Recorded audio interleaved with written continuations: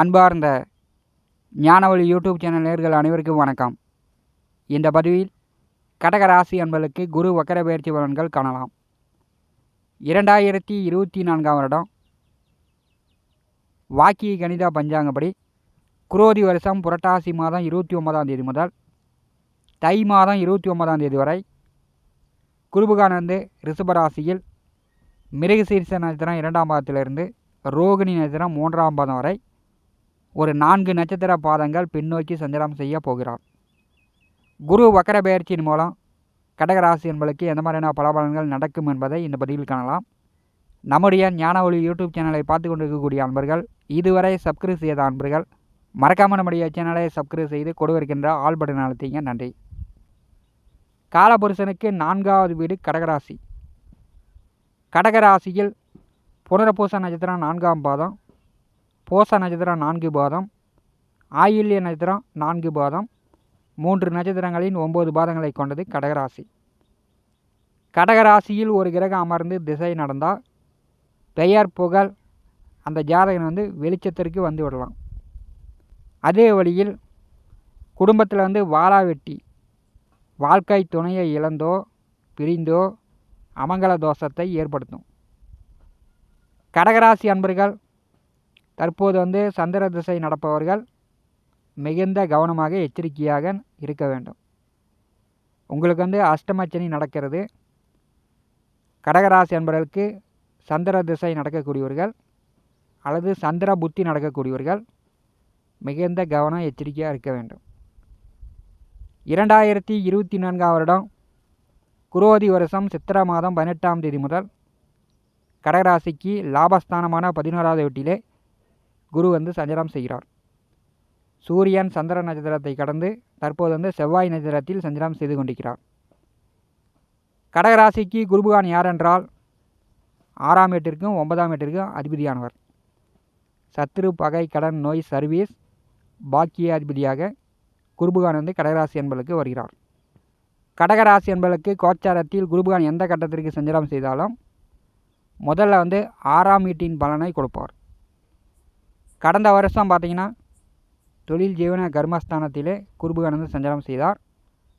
தொழில் சார்ந்து வேலை சார்ந்து உங்களுக்கு போட்டி பொறாமை எதிர்ப்புலாம் அதிகமாக இருந்திருக்கும். 11ஆவது வீட்டிலே குருபகான் சஞ்சாரம் செய்யும்போது மூத்த அண்ணன் அக்கா உடன் பிறந்தவர்கள் வழி அல்லது சித்தப்பா வழி கடகராசி என்பதற்கு இதே ஒரு எதிர்ப்பு பகை போட்டி விரோதம் வந்திருக்கக்கூடும். கோச்சாரத்திலே குருபகான் நல்ல பலன்கள் கொடுக்க வேண்டுமென்றால் 2, 5, 7, 9, 11ஆம் வீடுகளில் வரும்போது குரு அமர்ந்த வீட்டை விட அவர் பார்க்கக்கூடிய வீடுகளுக்கு பலம் அதிகம். இப்போ 11ஆவது வீட்டில் குரு அமர்ந்திருக்கும் போது அது லாபஸ்தானம், வெற்றி ஸ்தானம். கடகராசி என்பதற்கு கடந்த வருடத்தை விட தற்போது ஒரு 4 மாதமாக உங்களுக்கு பண வரத்து உண்டு. ஒரு சந்தோஷம் மகிழ்ச்சி ஓரளவு கடகராசி என்பதற்கு உண்டு. குருபகான் பார்க்கக்கூடிய 3 வீடுகள் வழி ஓரளவு நன்மை பெற்றிருக்கலாம். குருபகான் வக்கரகதியில் பின்னோக்கி செல்லும் பொழுது புரட்டாசி மாதம் 29ஆம் தேதி வரை குருபகான் நேர்கதியில் முன்னோக்கி வருகிறார். இந்த கால நேரத்தில் பெரிய அளவு நன்மை பெற்றவர்கள் குருபகானுடைய வக்கர காலத்தில் சற்று போராடக்கூடிய நிலை இருக்கும்.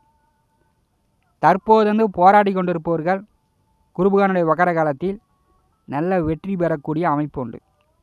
பெரும்பாலும் நல்ல காலம் பிறக்கிறது என்றே சொல்லலாம். ஏன்னா கடகராசிக்கு 6ஆம் வீட்டின் அதிபதி வக்கரகதியில் பின்னோக்கி வருகிறார். செல்வம் செல்வாக்கெல்லாம் உயரப் போகிறது. பெரும்பாலும் கெடுபலன்கள் குறைந்து நற்பலன்கள் கொஞ்சம் கூடுதலாக கிடைக்கும். குருபகான் நேர்கதியில் செல்லும் பொழுது ஒரு பலனும் வக்கரகதியில் பின்னோக்கி செல்லும் பொழுது ஒரு பலனையும் கொடுக்கக்கூடியவர். இது வக்கர கிரகங்களுக்கு உண்டான பலன். சத்துருஸ்தானாதிபதி வக்கரகதியில் பின்னோக்கி செல்லும் பொழுது பகை போட்டி எதிர்ப்புகள் கடன் காட்சி நோய் நொடி தொந்தரவுகள் கடகராசி என்பதற்கு நிவர்த்தியாகும். உடல் ஆரோக்கியத்தில் தொந்தரவு இருந்துச்சுன்னா மருத்துவ செலவுகள் செய்து கொண்டிருப்பவர்கள் மருத்துவ செலவுகள்லாம் குறையும். உடல் ஆரோக்கியம் நன்றாக இருக்கும். நோய் தீரும். போட்டி பொறாமை பகையாளி தொந்தரவுகள்லாம் நிவர்த்தி ஆகும். இப்போ வந்து வேலையில் ஏதாவது உங்களுக்கு தொந்தரவு இருந்துச்சுன்னா, வேலை மாற்றங்களுக்கு எதிர்பார்த்து கொண்டு இருந்தீங்கன்னா, புரட்டாசி மாதம் 29ஆம் தேதிக்கு பிறகு வேலை மாறலாம்.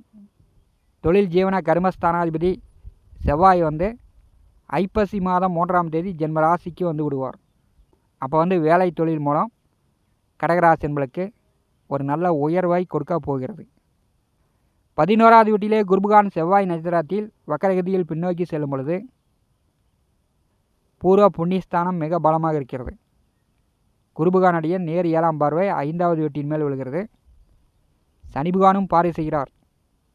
குரு பார்க்க கோடி நன்மை. குலதெய்வ அருள் பரிபூர்ணமாக கிடைக்கும். பூரிய சொத்துக்கள் வழியில் இதே பிரச்சனை இருந்துச்சுன்னா, வம்பு வழக்கு, பங்காளிகளுக்குள் அண்ணன் தம்பிகளுக்குள் இழுபறியான சூழ்நிலை சிக்கல்லாம் இருந்துச்சுன்னா அதெல்லாம் நிவர்த்தி செய்து கொள்ளலாம். திருமணம் செய்து ஓரிரு வருட காலம் புத்திர பாக்கியம் இல்லாதவர்களுக்கு இப்போ வந்து ஆண் குழந்தை புத்திர பாக்கியம் உண்டு. 1 வருஷம் 2 வருஷம் 3 வருஷம் திருமணம் செய்து புத்திர பாக்கியம் இல்லாதவர்களுக்கு புத்திர பாக்கியம் உண்டு.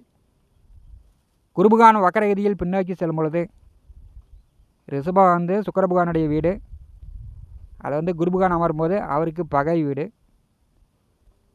குரு வக்கரகதியில் பின்னோக்கி செல்லும் பொழுது கடகராசி என்பளுக்கு அவர் வந்து முதல்ல 6ஆம் வீட்டின் பலனை உங்களுக்கு யோகமாக கொடுப்பார். நல்ல வேலை கிடைக்கும். வேலையில் இருக்கக்கூடியவர்களுக்கு பதவி உயர்வு, கூடுதல் சம்பளம், ப்ரமோஷன், சம்பள உயர்வு இதெல்லாம் எதிர்பார்க்கலாம். 5வது வீட்டை குருபகான் பார்வை செய்யும்போது புத்திர பாக்கியம், பூரிய சொத்துக்கள் வழியிருந்த பிரச்சனைகள் நீங்கும். குலதெய்வ அருள் கிடைக்கும். உங்கள் பிள்ளைகளிடம் இருந்து வந்த கருத்து வேறுபாடுகள் நீங்கும்.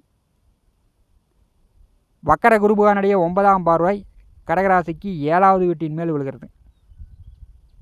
கலத்தரஸ்தானத்தின் மேல் விழுகிறது. இப்போ வந்து பார்த்திங்கன்னா ஐப்பசி மாதம் 18ஆம் தேதி வாக்கிய கணித பஞ்சாங்கப்படி சனி பகவான் வக்கர நிவர்த்தி அடைந்து நேர்கதியில் முன்னோக்கி செல்வார். வக்கர குருபகானுடைய பார்வை கலத்தரஸ்தானத்தின் மேல் 7ஆம் வீட்டின் மேல் விழும்போது பெரும்பாலும் வந்து கடந்த 4 ஆண்டு காலமாகவே உங்கள் தந்தைக்கு தான் அதிக தொந்தரவுகள் இருக்கும். திருமண வயதில் உள்ளவர்களுக்கு வரன் பார்த்து உங்கள் தந்தைக்கு அதிக அலைச்சல், டென்ஷன் ஏற்படும்.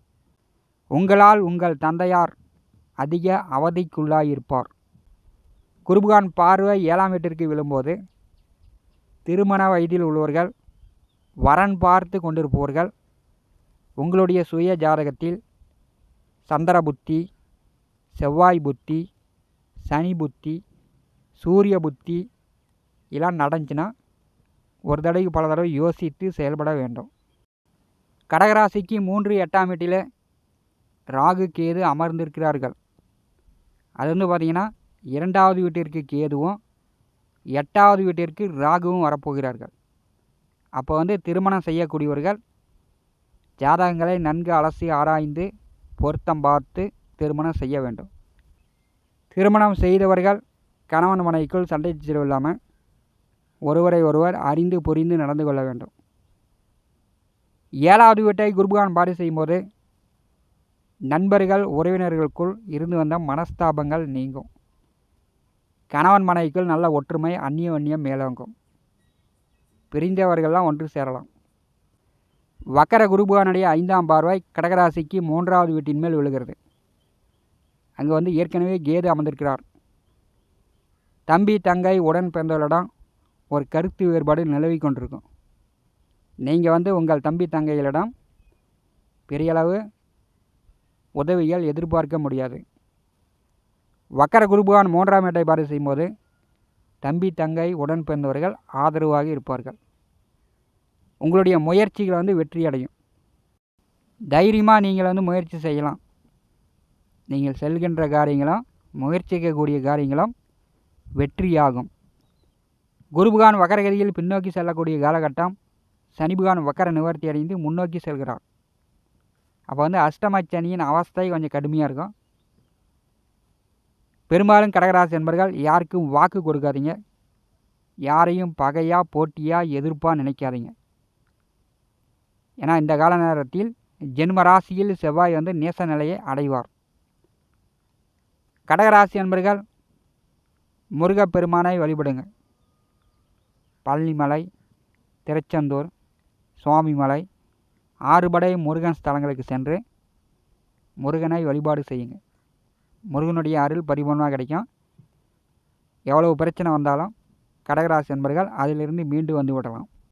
குருபகவானுடைய வக்கர பெயர்ச்சி கடகராசி என்பளுக்கு உபஜய ஸ்தானத்திலே வெற்றி ஸ்தானத்திலே இருக்கும்போது நீங்கள் எப்பாடுபட்டாவது போராடியாவது வெற்றி பெற்று விடுவீர்கள். இந்த காணொலியை பற்றி உங்களுடைய மேலான கருத்துக்களை நம்முடைய கமெண்ட் பாக்ஸில் பதிவு செய்யுங்கள். நம்முடைய ஞான ஒளி யூடியூப் சேனலை பார்த்து கொண்டிருக்கக்கூடிய அன்பர்கள், இதுவரை சப்ஸ்கிரைப் செய்யாத அன்பர்கள் மறக்காமல் நம்முடைய சேனலை சப்ஸ்கிரைப் செய்து கொடுக்கின்ற ஆல் பட்டன் அழுத்திங்க. தினந்தோறும் நம்முடைய சேனலில் ஜோதிட பலன்கள் பதிவிடப்படும். உடனுக்குடன் பார்த்து பயன்பெறுங்கள். நன்றி, வணக்கம்.